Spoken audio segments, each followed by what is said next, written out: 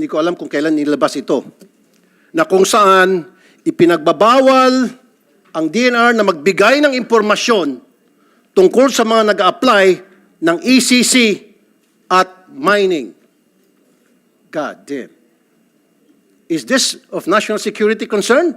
Kaya bawal sa inyong Freedom of Information Manual, bawal kayo magbigay ng impormasyon tungkol sa mga nag-a-apply ng ECC at mining permit. Pastaran sa ating Black Sand sa Zambales.